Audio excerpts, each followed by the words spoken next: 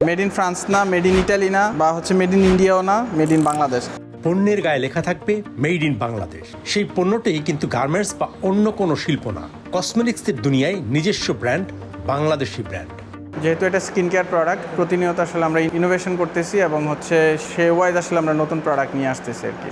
মানুষজন আমাদের product use করে তারা আসলে 1 to 2 উইক্সের মধ্যে আসলে ভিজিবল চেঞ্জ দেখতে পাচ্ছে। আমাদের প্রোডাক্টের ক্ষেত্রে প্রোডাক্টটা মেড ইন বাংলাদেশ। বাংলাদেশে এই ধরনের সায়েন্স ব্যাগ ব্র্যান্ড খুব একটা নাই বললেই চলে। আমি চাইলে কিন্তু এই ব্র্যান্ডগুলো বা এই প্রোডাক্টগুলো আমি আরও ইজিলি আমার কোনো এত টাকা খরচ করাই লাগতো না। আমি চাইলে চায়না থেকে কন্ট্রাক্ট ম্যানুফ্যাকচারিং করাইতে পারতাম, কোরিয়া থেকে কন্ট্রাক্ট ম্যানুফ্যাকচারিং করাইতে পারতাম। বাট আমার আসলে গোলে ছিল যে প্রোডাক্টের গায়ে লেখা থাকতে হবে মেড ইন বাংলাদেশ। দেখি কি মনে হচ্ছে, প্যাকেজিংটা ইউজাররাই বলতেছে যে packaging top notch, packaging 10 on 10, made in France না, মেড ইন ইটালি না, বা মেড ইন ইন্ডিয়াও না, মেড ইন বাংলাদেশ। এটাই মূলত আমার চ্যালেঞ্জ ছিল, এটাই মূলত আমার স্বপ্ন ছিল যে আমার দেশের মানুষের কাছে আমার দেশের প্রোডাক্টগুলো দিতে পারবো। নর্মালি পানিতে ধরেন আয়রন থাকে, কেমিক্যাল থাকে, ব্যাকটেরিয়া গ্রো হওয়ার চান্স থাকে, সেক্ষেত্রে সিরামের পটেন্সি নষ্ট হতে পারে, যার কারণে আমরা আসলে এই ওয়াটার প্লান্ট ট্রিটমেন্টটা বসাইছি। এরপরের ধাপে মূলত এই জারে চলে আসে, এখান থেকে মূলত মিক্সিংটা হয়, কমপ্লিট হওয়ার পরে মূলত ওইটা ফিলিংয়ে যায়।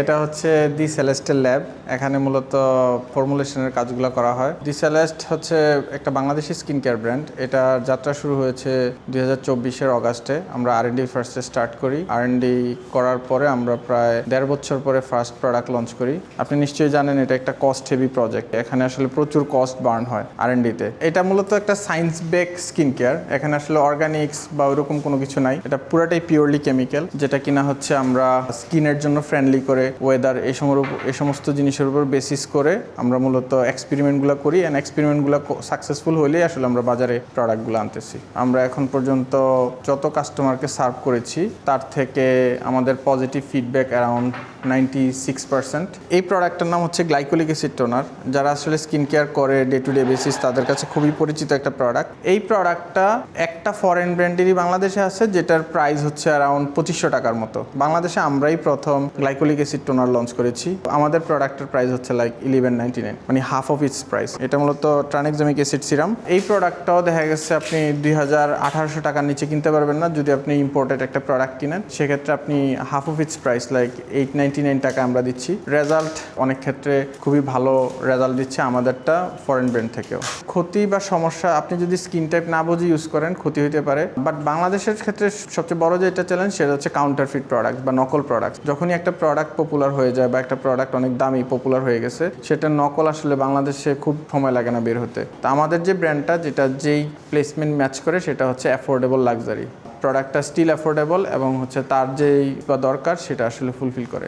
ম্যানুফ্যাকচারিংয়ে আমরা আসলে প্রথমে আসিনি, আমরা R&D সেট আপ স্টার্ট করি, দেন কন্ট্রাক্ট ম্যানুফ্যাকচারিং ট্রাই করি বাংলাদেশে। তাদের ম্যানুফ্যাকচারিংয়ে অনেক ধরনের রিকোয়ারমেন্ট ছিল যে আমাদেরটা এইভাবে হইতে হবে, আমাদের কিছু প্যারামিটার ক্রস করতে হবে। তা আমরা আসলে খুব হার্ড টাইম পাইছি এই জন্য যে আমরা যেভাবে যে কোয়ালিটি মেনটেন করে ম্যানুফ্যাকচার করতে চেয়েছিলাম আমরা অনেক ক্ষেত্রে আসলে পারি নাই, শুধুমাত্র গতানুগতিক ধারা থেকে বের না হওয়ার জন্য, যার কারণে আসলে আমরা নিজেরাই প্রোডাকশন সেট আপ দিয়ে দিছি। বিক্রি শুরু করার অনেক আগে আমরা আসলে সোশ্যাল মিডিয়াতে অ্যাক্টিভ ছিলাম এবং আমরা মানুষের থেকে আসলে পরামর্শ নিচ্ছিলাম যে আমরা এই ধরনের একটা জিনিস করতে চাচ্ছি, দি সেলেস্ট, আপনারা কি মনে করেন। আমাদের কমিউনিটি আসলে ওভার দ্য টাইম আমাদেরকে আসলে অনেক হেল্প করছে। তারাই আসলে আমাদের কমেন্ট বক্সে এসে বলেছে যে আমাদের আসলে কি ধরনের প্রোডাক্ট আনা উচিত, বাংলাদেশের এই মুহূর্তে এই ধরনের প্রোডাক্টের ডিমান্ড, আপনারা চাইলে এই প্রোডাক্টটা নিয়ে আসতে পারেন।